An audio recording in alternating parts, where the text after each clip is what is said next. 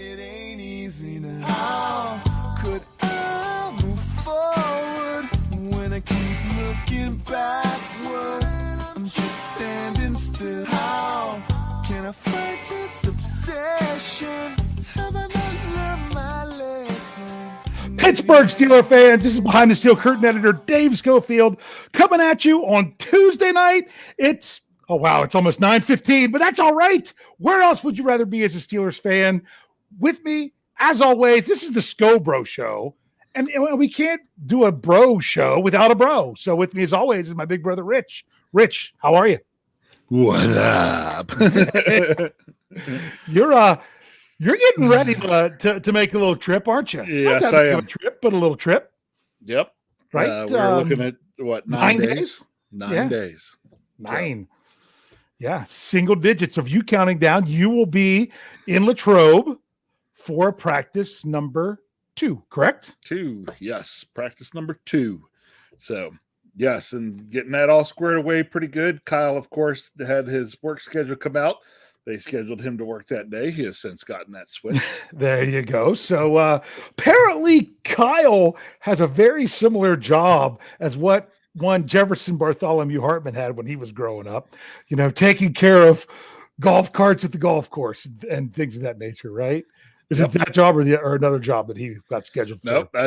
That's he's in the cart staff. So Gotcha.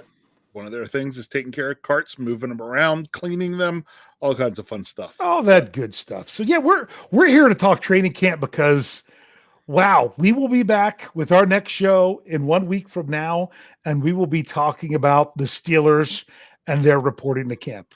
They won't have practiced, but they will have reported. They will have done their quote unquote run test or whatever it is that they do. We'll probably get news and some interviews. Don't know if we'll hear from Coach Tomlin that day, but man, I can't believe that we're here.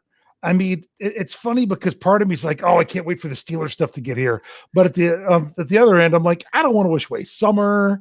I mean, my oldest child's getting ready to go to high school, and I'm like, I don't want it to go that fast. But if it's going to go that fast, I'm glad that it's good from a Steeler standpoint. I just look at it as we're finally through the dead period. Yeah, the dead period. But even in the dead period, Steelers made a roster move today. I did the article. It's funny. Jeff and I were talking about it when the report came out last night that they had worked out 5 different defensive linemen. And I said, all right, Jeff, you going to do it? Or I said, you want this to go out tonight or you want it in the morning? Let's do it in the morning.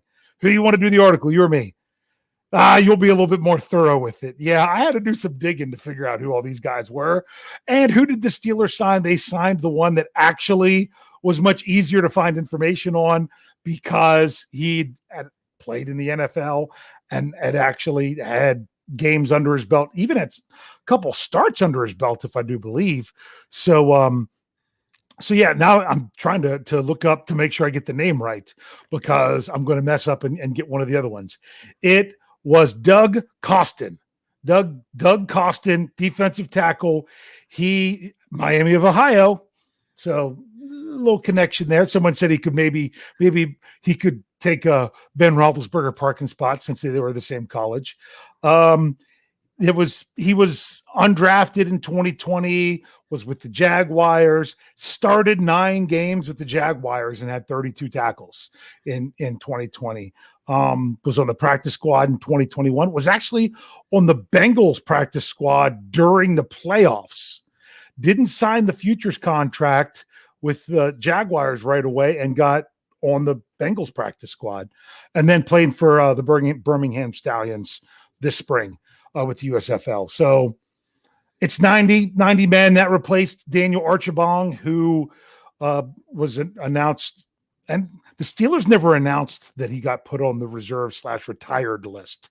It just came across about a week ago across the NFL wire. So anything you want to say about the addition? Other than that, hey, there's an addition. Hey, there's now 90 guys on the roster. Yeah. I guess they were really intent on taking a certain number of defensive tackles. The fact that that's the only position they worked out. Yeah. When I saw that's all they worked out, I was like, oh, okay, interesting. Yeah. Lost the defensive tackle. They determined they were bringing one in. Yeah, and the first thing that fans will think of is like, wow, the Steelers are so deep there. They're not going to be able to keep everybody. Why would they bring in a player at that position? It's training camp. It's splitting up the reps. It's being able to do different things in different drills. They have a certain number of players they have in mind at a position. Remember, the Steelers cut 5 players after their first preseason game. So there's already 5 guys that they'll only get a shot at one game. And I'll be honest with you, how you put the chances this. What are the chances that the Steelers make a roster move before their first preseason game? Oh, I'd say probably a good chance. Yeah, I'd say 95% most likely. Yeah. Someone will get dinged up. Someone who would be, that would be a long shot to make the 53-man roster is going to get injured. The Steelers aren't going to want to wait around. They're going to need a body. They're going to waive injured and bring in someone else or something like that. Or someone's going to come in and they'll be like, yeah, this is not working. We need something else here. So that's just how it is. But who knows? Sometimes it's a guy that comes in during training camp that makes it. That was Zach Banner when he first came with the Steelers. He was added mid-training camp. So, yeah, not that he's still with the team or anything, but just an example of someone that can still catch on. So you just never know. Some of these guys, they just need an opportunity. So yeah. So now I'm going to say this. Some people were really sad. I thought they might keep them. They decided not to. There was the videos yesterday of the ketchup bottles coming down. The only reason I'm saying this right now is because if you haven't listened, make sure you're checking out all the podcasts on the network. The last podcast to go before this one was the Steelers Fix. And apparently there is some dissension between one Andrew Wilbar and Jeremy Betts on that show, because Andrew Wilbar says that he eats his, I don't know if it was hamburgers or cheeseburgers, I can't remember, but he eats them plain without condiments. And we had quite the discussion on our Slack channel about this. That is sacrilegious. It is sacrilegious. And I say, I'm with Andrew. I got your back. Oh, Andrew, he used to not be that way. If Andrew's listening. As a kid, I would put mustard on a hamburger. That's right. That was it. You ate mustard on everything. But I didn't have to have it. Now, it's like plain. If we're just picking up a snack or something from McDonald's, can't even say that word around Jeff Hartman. He'll throw a fit. It's like, yeah, I'll take a McDouble plain. Now, you know what? I was waiting, and I could have called you out on the Slack channel for stuff today. Okay. But I chose not to. All right. Instead, you'll call me out on our show. I'll call you out on the show. So I hope some of the other folks on the Slack channel listen to the show. I'm sure, hopefully. Oh, I see Kyle's out there. So here we go. There is a good reason why Dave does not eat ketchup on his burgers. I don't eat ketchup. Well, because I don't eat ketchup on anything. Because he doesn't eat ketchup on anything, because Dave has never liked ketchup. No. Boom. Yeah. Simple. I don't like tomatoes. I'll do pizza sauce on pizza. I don't like a lot of sauce. But that's just, to me, ketchup, it's a texture thing. It's got some places would take applesauce and put a powder in it to turn it into ketchup. I'm like, ew. Just ew. It's a texture thing. I don't do mayonnaise. I don't do ketchup. But hey, I'll say it here. If I'm going to put any condiments on a burger, if they're like, you have to put a condiment on this burger, what's it going to be? It's going to be buffalo sauce and ranch on a burger. It's good stuff. Especially if you got onion rings or onion straws on it too. That's pretty good, which is funny because I won't eat onions unless it's onion rings, which is just basically breaded onions. So I got your back. That's something that came up, and yeah. Well, the hilarious part though was then we evolved from eating condiments on burgers to how you cook your steaks. How you cook your steaks and everything. Well, I'm the one who brought up steak because I think I make a valid point here. I know this is a family show. We'll get to the Steelers, but there's a valid point that to me, a hamburger or cheeseburger is a great thing. It doesn't have to have anything to taste great. It's fine how it is. If you like something else on it, that's great. That could only make it better. But to me, it's great how it is. That's how I'm the same way with steak. Steak is great how it is. You don't have to put, say, steak sauce on steak. There are people that won't eat steak without steak sauce. So I'm just like, no, but you have steak is good without it. Well, it can be good without it. Okay. Yeah. I would want steak sauce on a steak if all I had was a steak that's been grilled and nothing else done to it. Then I got to have something else to put a little flavor to it. Now, honestly, I myself, I just want you to know, you can ask Dave, you can ask my family this, because I've made them a couple times this summer. But if we actually go into the steak challenge that Jeffrey Benedict put out there, I'm winning. Well, my thing is, people would have to be fine eating venison steak because that's the only steak that I cook. So I don't know when the last time is I actually cooked beef at my house because that's not what I have in my freezer. But I have a nice marinade that I do with steaks. But honestly, if I didn't marinate it and it's just some various spices and stuff. But even if I didn't have it, it would still be good. So I got to give a shameless plug. Okay. Okay. I know you're going to talk about it. Yep. Go ahead. Okay. So you know what we need? We need a sponsor for the Scho Bro podcast. So you need this conversation. The first one's free. The first one's free. Here you go. All right. So I almost called by the wrong name because I forgot they had to change the name when they got licensed on Amazon. Okay. So go on Amazon and check out 1042. It's 10-42 barbecue. All right. 1042 barbecue. And now what I actually use on the steak is his brisket rub. I actually rub the steak down with the brisket rub because it's a nice peppery mix. But then I add some of my own stuff as well. And again, the key is in a steak is cooking. How you cook the steak. You got to cook it right. See, and the challenge is like my wife doesn't like any pink in her steak, which I know Shannon would say sacrilege. That it's a challenge to cook a steak with no pink and not dry it out. It is. I can do it, but you got to be able to do it. Yeah, I can do it. We should get back to the Steelers. This all comes from the ketchup bottles coming down at the venue formerly known as Heinz Field. I had an article at BehindTheStoneCurtain.com, your one-stop shop for all things Pittsburgh Steelers.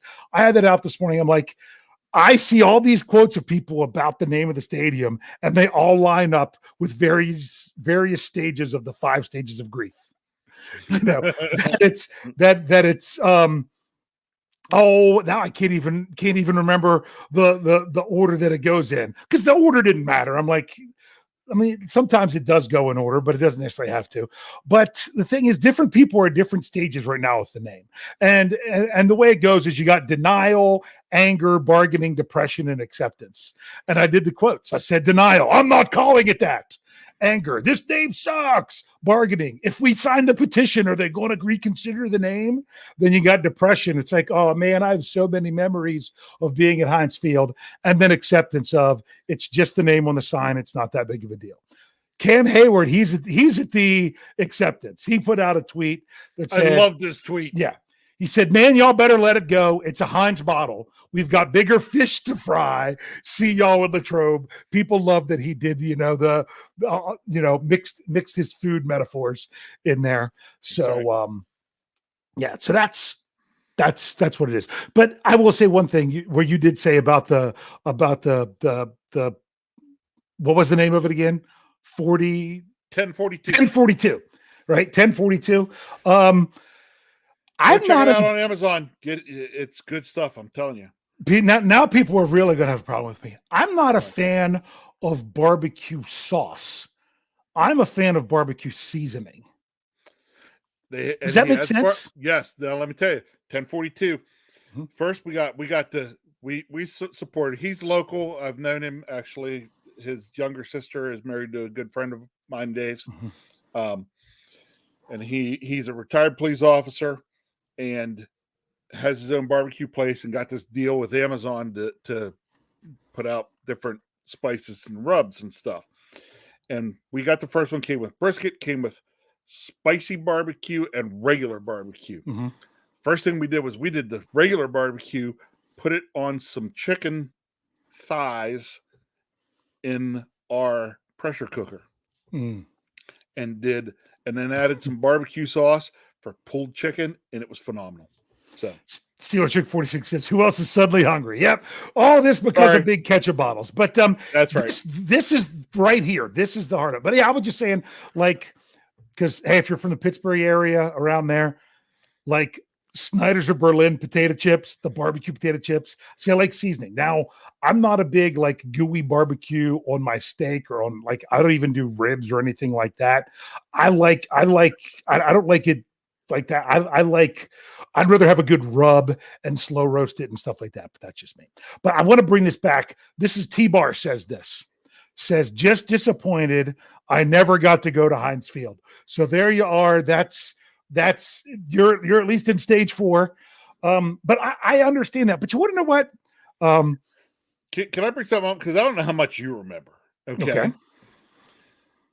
But I just remember an awful lot of fans when the move was being made for the Steelers that they were upset that it wasn't going to be called Three Rivers Stadium. Yes, absolutely. Now, what was funny was there was a little while between knowing that new stadium was coming, wasn't going to be called Three Rivers before it was named.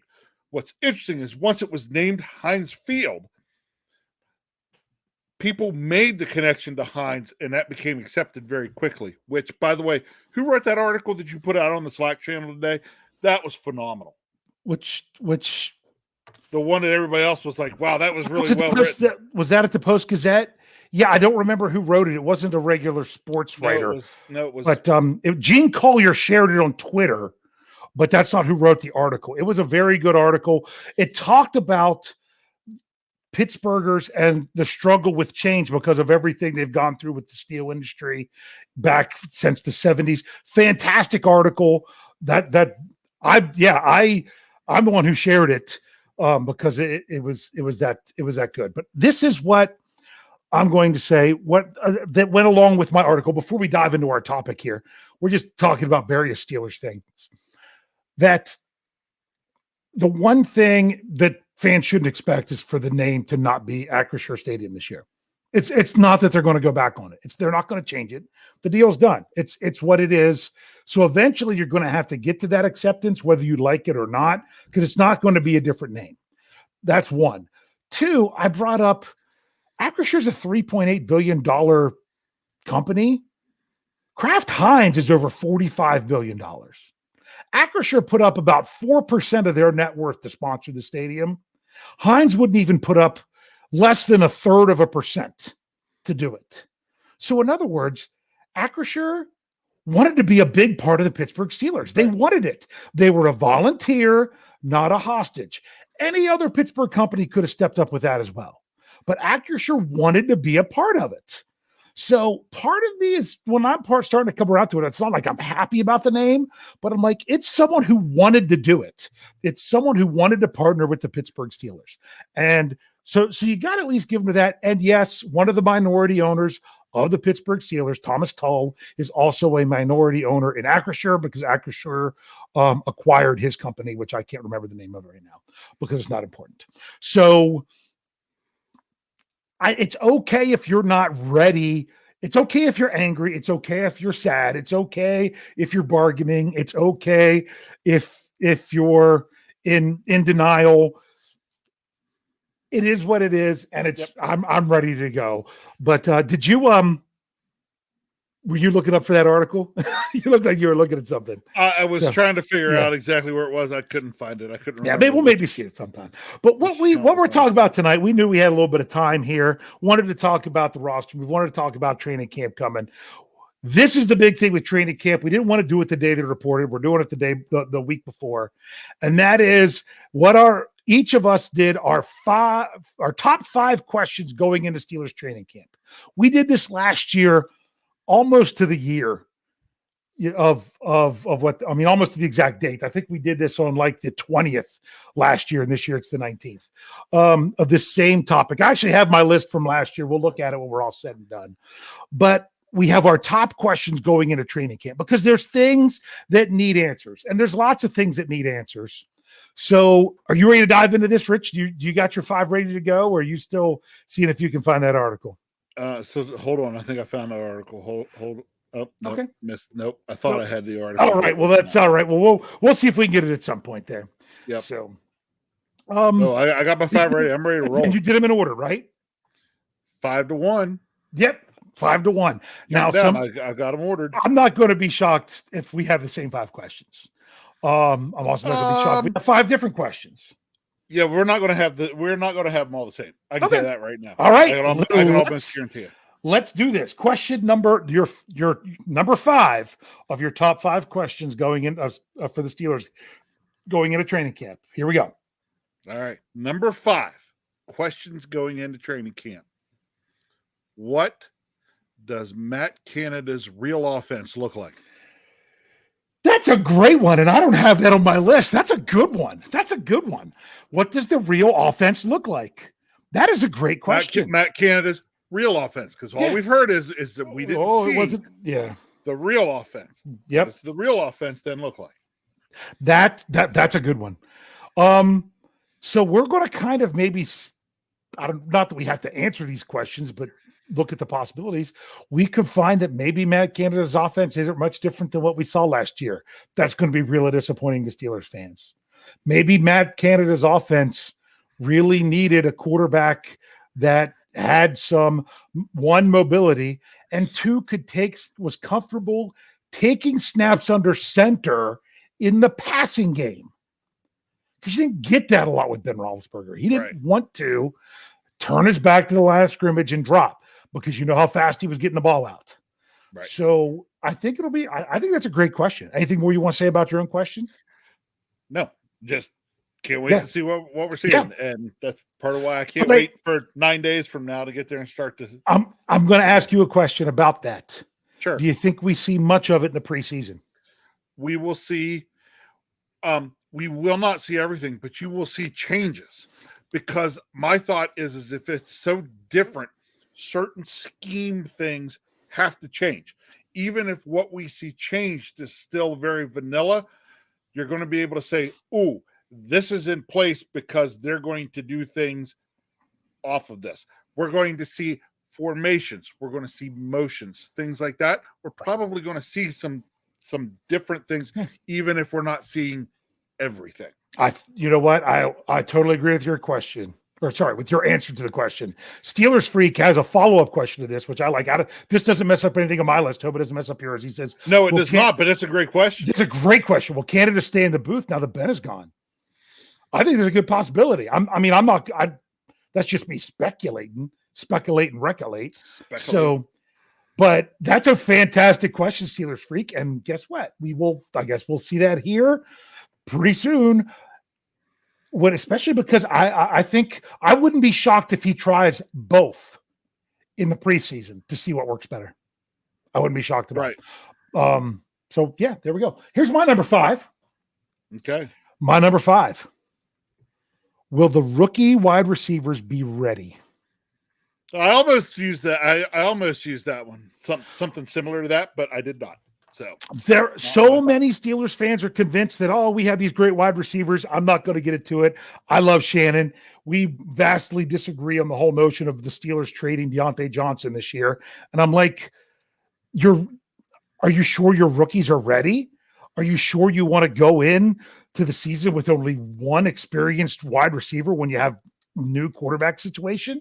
So that's a whole different point. But even with Deontay Johnson, Chase Claypool, are both going to be ready right away? I think they're good if one of them is, but then the question is, how soon would they be ready? And here's just something I'm going to throw out there. The Steelers have a lot of wide receivers, and they have guys that they had on the practice squad last year, like Anthony Miller, Steven Sims, Cody White started the year on the practice squad last year.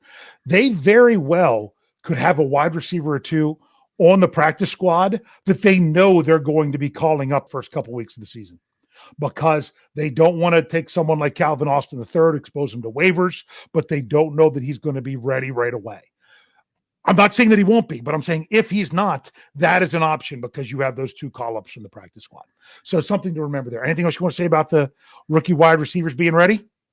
No, just it is a great question, because if they are, the Steelers are great. If they are not, then there's a lot of work potentially still to be done. Yep.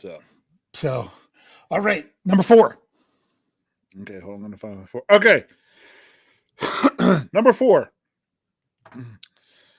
All right, this was one where it's a general into specific. So Okay. all right, so number 4, questions in the training camp. Cornerback, in particular, Cam Sutton, Witherspoon, Wallace. Sutton, Spoon, and Wallace. Kind of what's going to go on. How's it all fall? Yep. That's a great question. I will talk about that one later. Yeah, I figured you would. That one I figured we'd match up on. But if you want to say more about it now, or if you want to wait. No, I will wait until you bring it up, and then we can talk some more about it. All right. Because here's mine, and this wouldn't be one if I surprised you say what you'll talk about later. You mentioned 3 players. How's it with two main positions? Yeah. I'm going to mention one that's 4 players with 3 positions. How's the interior offensive line going to shake out?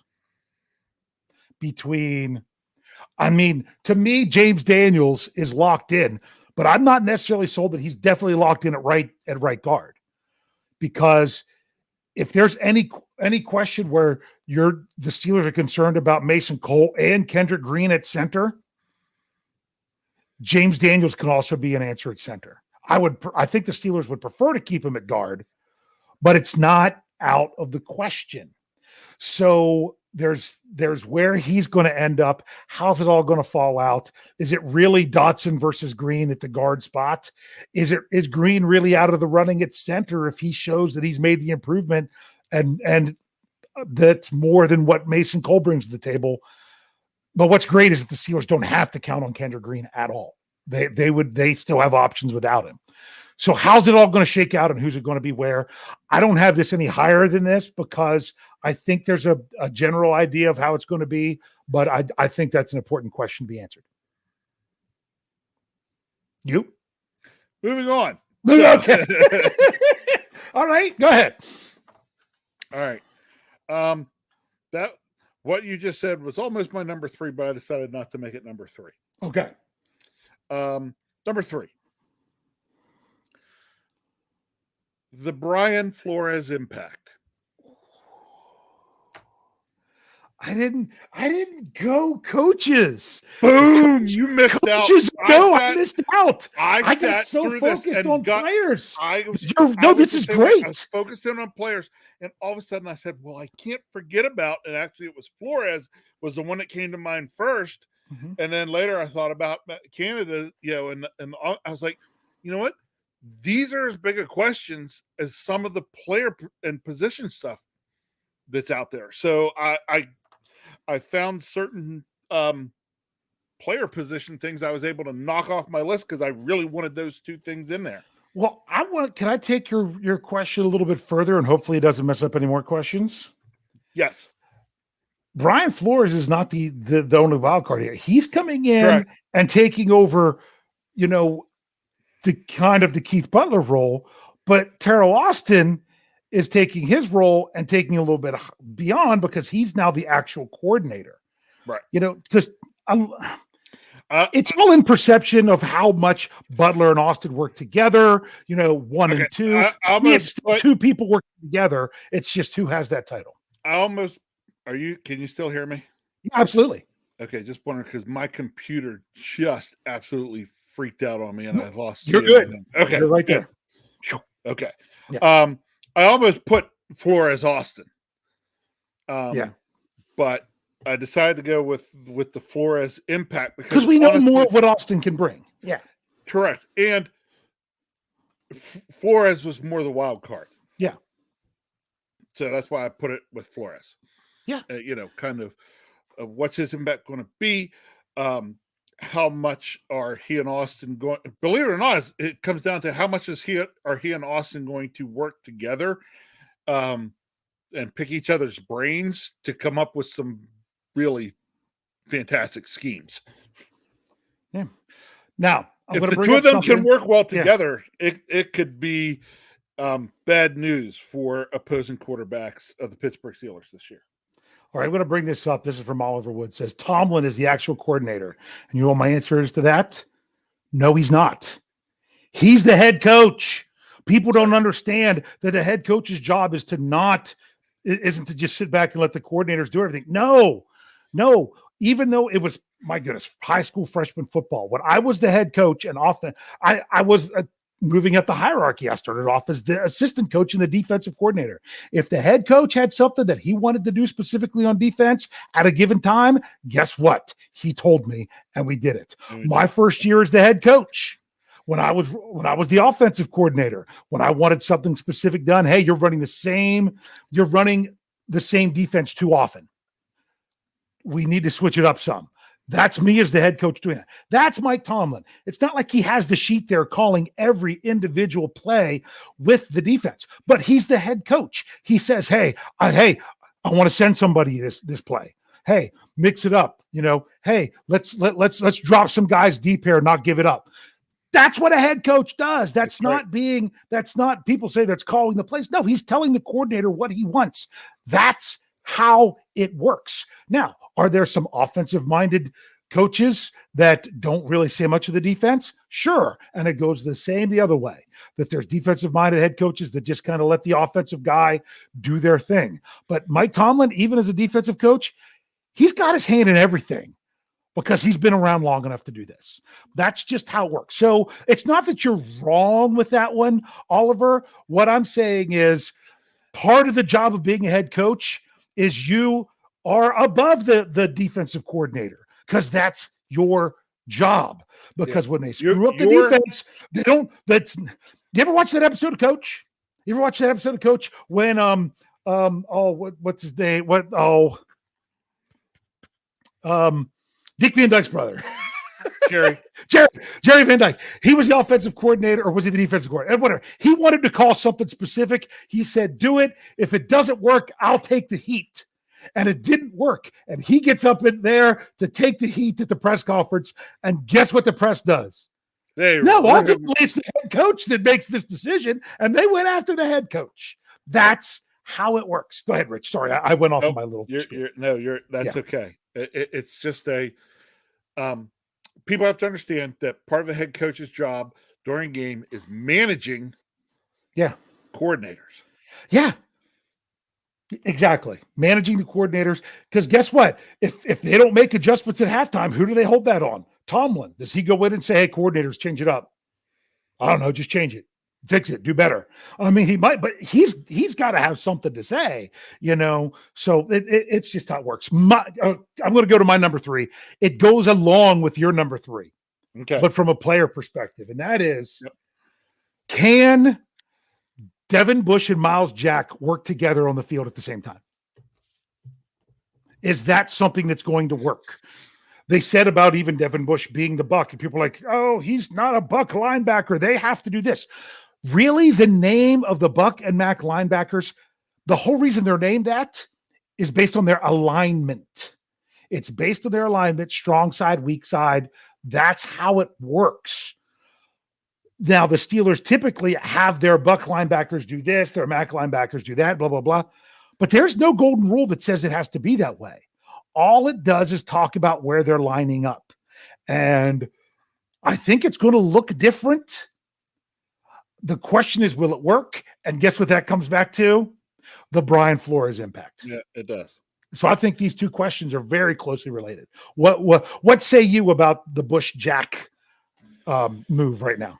I mean, that's the question going into camp. How can they work together? Do they work together, or is the answer something different? Yeah. And if it doesn't work, then they got to try to do something. They did it last year. They've realized that Bush and Spillane, with where Devin Bush was with the trust in his knee, which was not what it needed to be last year, that those two together weren't going to work. So they tried to do an upgrade with Schobert. They did their best. Now they feel that they got an even better upgrade, right? Because they brought in Jack, let Schobert go. We'll see what happens. So you ready for your number 2? Yes, sir. Number 2. Okay. would be questions on the offensive line between Green Dots and Cole and Daniels. Yeah. Yep. So here you go. Again, the reason now you talked about why you didn't make it any higher. You said it was because you kind of felt they had an idea where things could go, blah blah blah. You want to know why I have it so high? It's important. It's important, and we were talking about the same thing last year. Yes, we were talking about all the offensive line questions going into camp last year. It's a different question this year. Actually, I think it's a better question to have this year than the questions we had last year. There were way too many question marks. Here it's, okay, we got guys. Who's going to take the bull by the horns and get it done? Yeah. So, but still, to me, it's actually going to make for a fun watch during camp. I think you are going to see some really intense offensive line play during training camp. Yeah. Here's my thing of how this goes, because every year I get excited. A lot of Steelers fans get excited about the Steelers additions, especially the free agent ones. You can get excited about the draftees as well, but you also don't know how soon they're going to contribute. Last year, man, did they call one of a ton. But when it comes to free agents, it's very rare that all of them work in the same year. Yeah. It's very rare that all of them work. And you're talking about James Daniels, Mason Cole, Miles Jack, Jannard Avery. Who's the other one? There's more. But who even knows how much Avery's going to get called on? Right. I know I'm missing somebody. Oh, Levi Wallace. There we go. That's the other big one I'm thinking about. What are the odds of all of them working out great?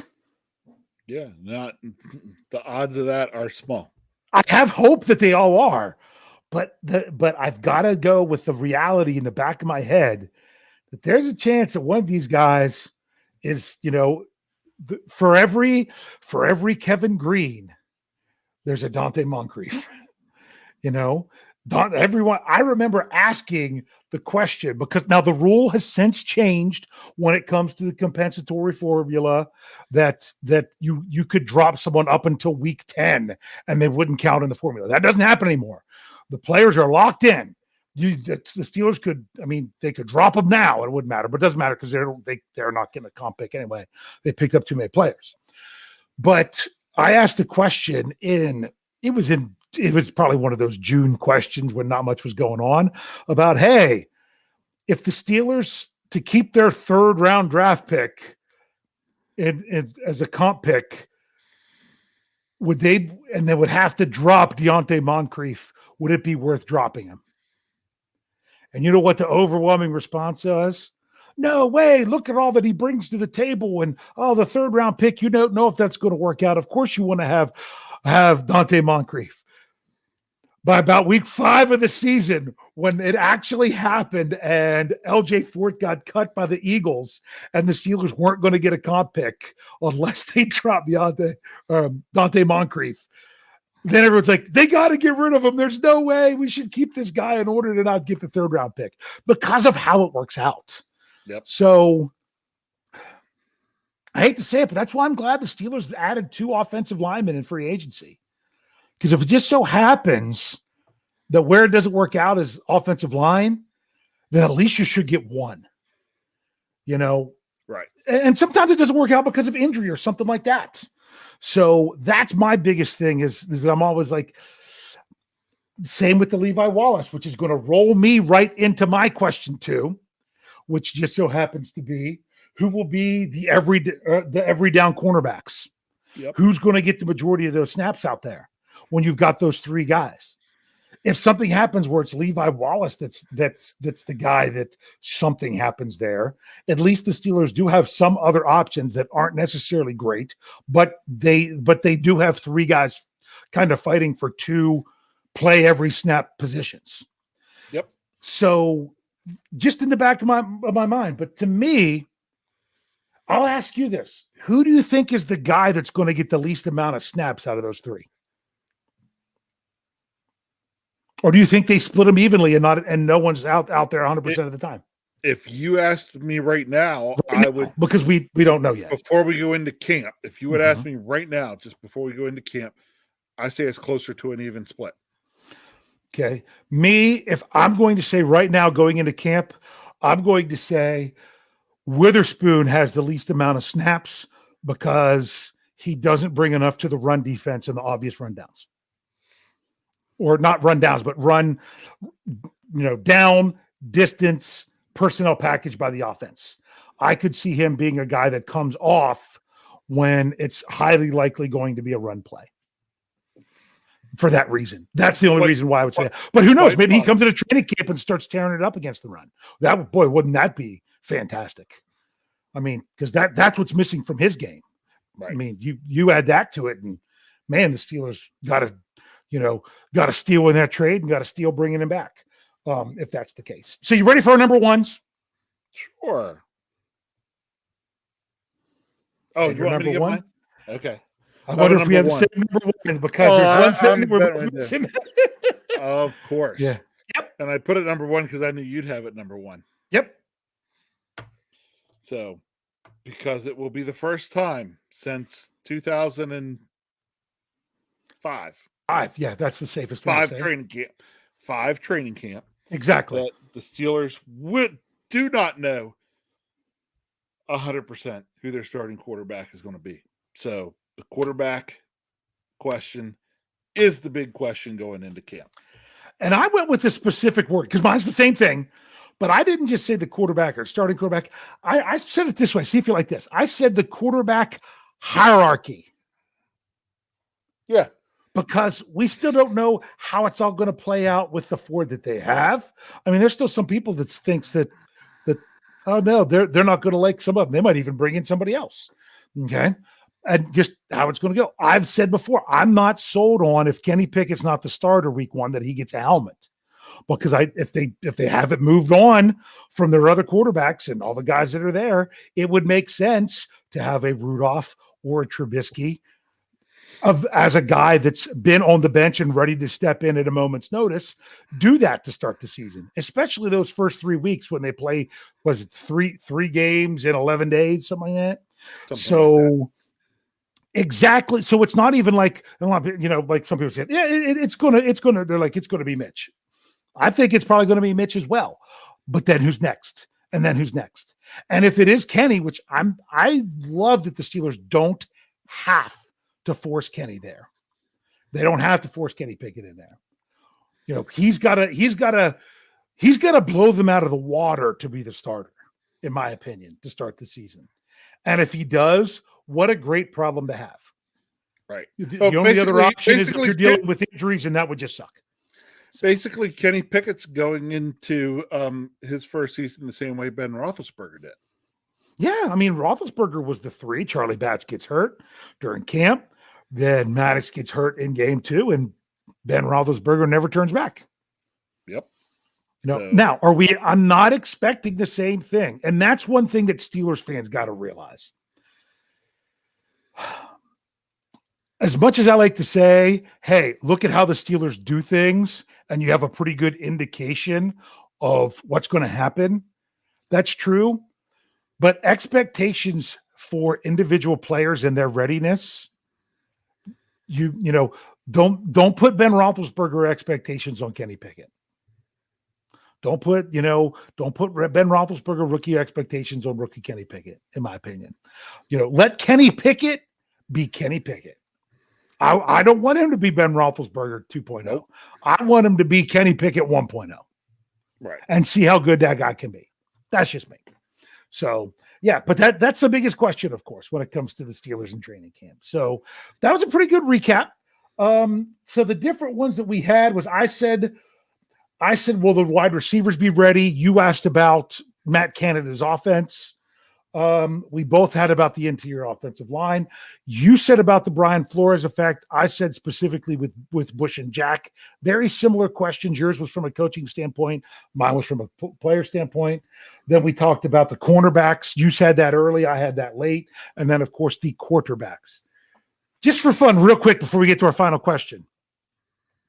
Do you want to know what my 5 was last year? What were your 5 last year? My 5 last year, counting them down, because I found them in an old notebook. Okay. Number 5 was the rotation at outside linebacker, because they had Melvin Ingram in there. Yeah, that didn't suffice some people. 4, how will Matt Canada and Ben Roethlisberger look together? 3, who's your starting tackles and how's that going to pan out? That didn't pan out at all how we expected. Nope. Number 2, cornerback. Then that's when they went out and got Spoon and everything. How was it going to be with Cam Sutton being in there? No Mike Hilton, blah, blah, blah. You had that kind of stuff. And then the number 1 thing was who's the starting center, which we still have interior offensive line as the same kind of deal. So very similar stuff there. Very similar stuff. Okay. Do you think we should just ask the question of the show as our big question tonight? Sure, why not? So we're going to say, what's the biggest question? That's going to be our question tonight. I got to type it in. So While you're typing, hold on. Oh, I heard it, but go ahead and say something. Yeah. It took me a little bit, but I got there. Did you find that article? Yeah, it was on the Post-Gazette. It was posted on July the 17th. It was by Virginia Montanez. Yeah, I knew it was something like that. I had no chance of remembering that without seeing it. Why Pittsburghers can't let go of the past. So it's not just about the stadium now, but a lot of things in it. It was so well written, and especially if you grew up in or around Pittsburgh. Yeah. And she's not saying that they should let go of the past. She's saying why they don't. It was really well done from that standpoint. It wasn't saying that they need to get over stuff. No, it was really, really well done piece. So here we go. Biggest question going into training camp. Gene Smith says, cornerback or RB2? See, to me, RB2 it's only going to be important when you need it to be, and watch it. But you know why Steelers fans think it's important? Because how many times did they get to the postseason? It was huge. Yeah. In the 20 teens. I mean, that's what happened. So, and that's what George Stetson says is the RB2 on the roster yet? That's a good question. Okay. What my answer was, they had plenty of chances to replace Benny Snell Jr., and they haven't. They continually haven't. So I'm not going to believe that they're going to do it until they surprise me and do it. That's just me. Kevin, what is that? Broken Burrow says play calling. Questions about the play calling. Okay. Oliver Wood kind of goes along with that. I say, is there a quarterback who can play? Not just who's going to win it. How good are they going to be? That's a great way to put it. So it's not just being the best to win the job, but being the best to go out there and actually do a good job for the Steelers. BF Bud says I just said Bud, Bud. Sorry, BF Bud said starting quarterback. Demetrios says, are we a contender or pretender? I don't think that's a training camp question. I think that's a first half of the season question. So that's a great question. But that's not one that's going to get answered in training camp is the biggest. No. Kathy has a good one. She says, well, all these players, new and old, meld as a team. Chemistry. Team chemistry. That's the thing.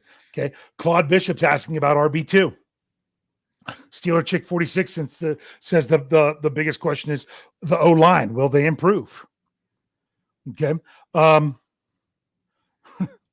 T-Bar says, what is a Steeler? You know what? There's going to be some guys on this team that's got to figure out what it means to be a Steeler. I mean, what is it? Only a 20 couple of the guys that have been to training camp in Latrobe? Yep. Yeah, it's going to be interesting. Okay. I skipped a little bit. Doc Holliday says line play on both sides of the ball. Okay. Steelers freak. Will the Steelers blow out one team this year? Good question. Not necessarily a training camp question. Okay, Brian Blackstock also agrees. Who's the QB1? Steel Dog 88 says Brian Flores and Terrell Austin gelling together. Bring it, put it up there. The Steelers says, what is the draft capital the Steelers would gain when trading Rudolph? Man, the fans are so convinced. I think they're so convinced that now that I'm almost rooting for it to not happen just because so many people are saying it is. I'm not sure it happened. I'm not sure it is either. I'm not sure. I think the Steelers, if you think they value Deontay Johnson on a cheap contract with what he can bring, which, well, some people think they shouldn't. They should value what they could get in return for him. You'd be shocked what they're going to value with a quarterback standing there holding a clipboard that could just go if they have to. Yep. Okay. Steelers Pittsburgh says how long it takes the O-line to gel. That's a great question. They were up against the 8-ball last year because who was supposed to be the starting O-line never, played 9 snaps together. Then it ended up not even being that because Zach Banner had a setback with his knee. They just never got their offensive line who they thought it was going to be playing together in the preseason. I think that's a great preseason training camp question because they didn't get that last year. Okay. Reginald Rivers, I'm just taking, he says NT that he wants to know what's going on at nose tackle. That's a good way to put it short. Brian Brown says, does Matt Canada really have some magic genius offense that just needs a mobile quarterback? Basically, Rich's question number 5, wasn't it? That's right. Yep. Okay. Trying to skip over comments to make sure we get the question. Sherry says, will Dan Moore Jr. step up and be the answer at left tackle? That's a great question. And I think that's a training camp question for sure. Okay. Okay. It's a long one, but yeah, I wanted to make sure it was actually a question before I brought it up. So sorry for the long pause. Michael O'Malley says, will we run for 1 yard on first, 2 on second, incomplete pass on third, then punt? Canada, prove it year. Okay. Yeah, that's, to me, that was a little bit more of the Randy Lane offense where we knew exactly what was coming on every down. Yeah. So, yeah. Although I would say the offense more was like run for 1 yard on first, 2 on second, and complete a 6-yard pass on third, then punt. Now, I'll be honest with you, because I know there's some Steelers beat writers that do this. I'm going to go off on my little rant again. I know we don't have much time. But people that complain about the Steelers throwing short of the sticks and then also complain that they're throwing it long on third and short. Yes. Think about it. The defense is set up to stop you in that zone.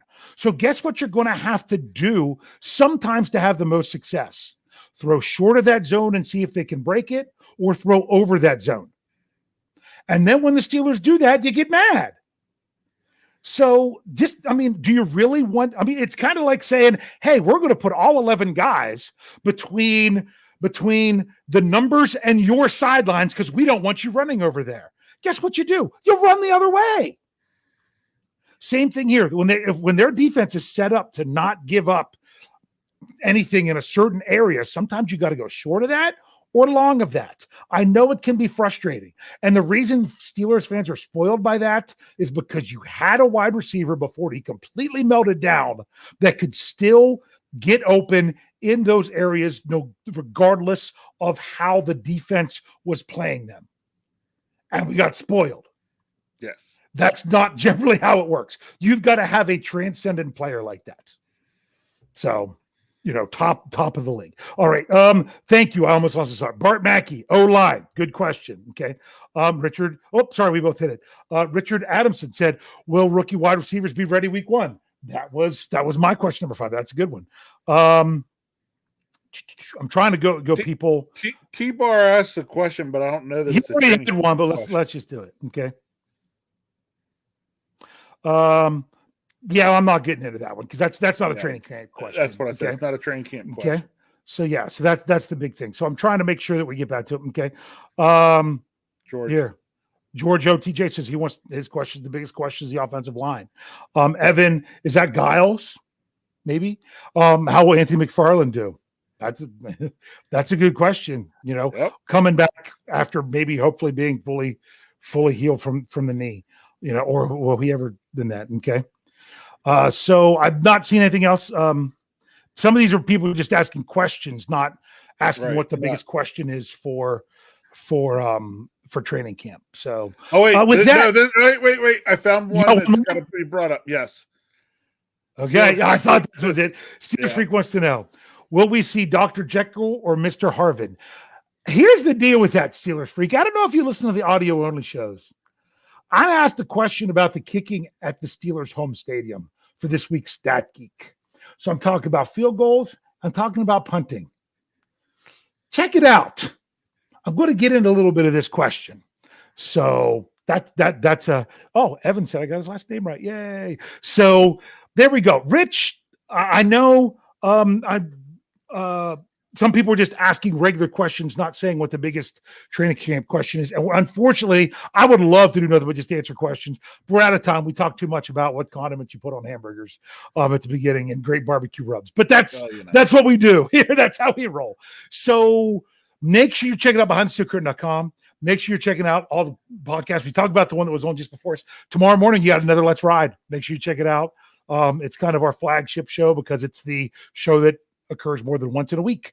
And then, of course, make sure, I'm going to tell you, check out tomorrow night's curtain call. You're going to want to. Those of you, especially you here in the live chat, you're going to want to check out tomorrow night's curtain call. I'm excited about it. I'm hoping I can catch it live, but it'll be interesting. Rich, what do you have to close us out here tonight? What do you have for your final thoughts? Okay.